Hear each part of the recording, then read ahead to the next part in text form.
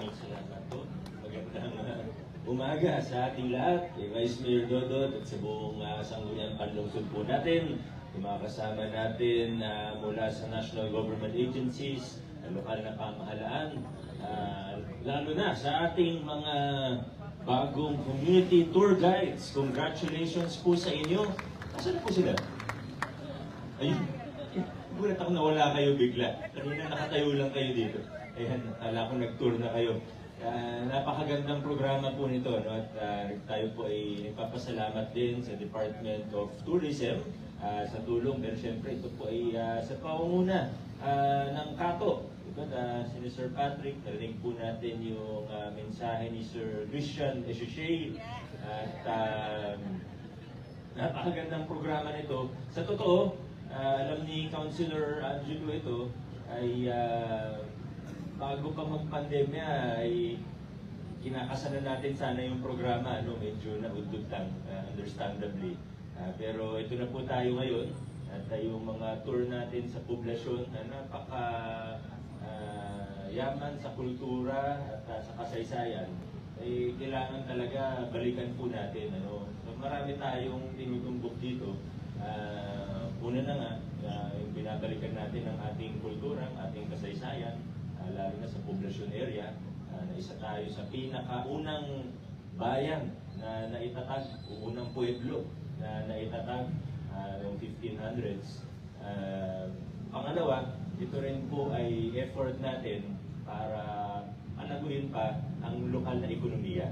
Alam mo, worldwide, mga bagong pagdating sa mga bagong trabaho na nalilikha sa buong mundo, mahigit 10% ng bagong trabaho ay may relation sa tourism, local tourism. Kaya kailangan makasabay tayo, ano?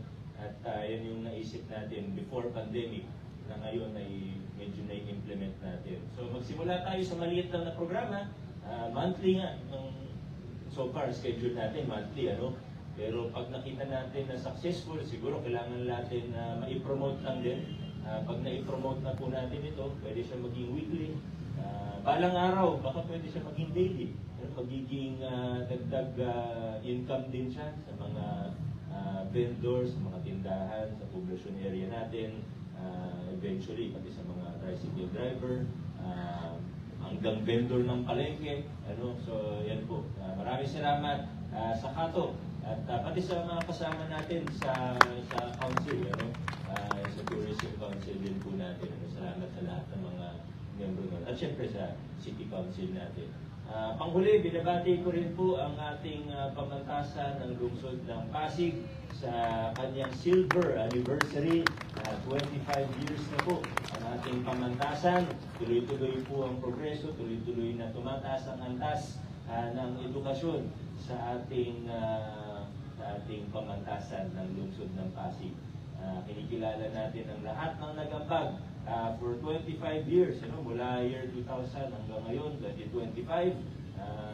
Lahat ng naging opisyalis ng ating lungsod, lahat ng naging opisyalis, dean, sa university presidents ng ating pamantasan noong 2019 sa tulong ng batas na naipasa ni Congressman, yung Unifast Law, ay na-apply siya doon sa Unifast noong 2019. Wala ng tuition, tapos dinagdagan natin ng activity allowance, maganda yung performance, lalo na sa ibang colleges gaya ng nursing, na laging nagwa 100%.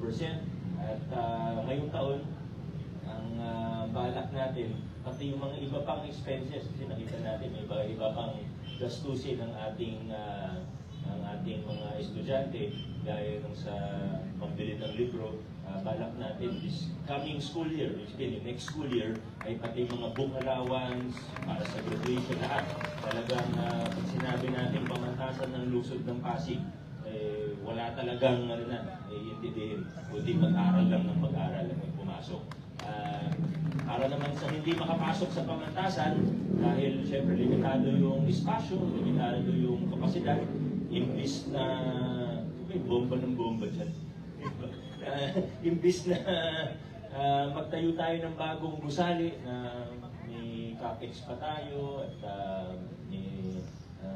ilang taon pa bago maitayo yun. Ang ginawa po natin sa panukala ng ating Vice Mayor Dodot ay naglunsad tayo ng Pag-asa Scholarship Program kung saan nakakapag-aral ng libre, sagot ng buong tuition ng lokal na pamahalaan sa PCC, sa Arellano, at soon, pati sa mga iba pang private colleges dito sa ating lungsod. Buo po yun, sinasagot ng lokal na pamahalaan.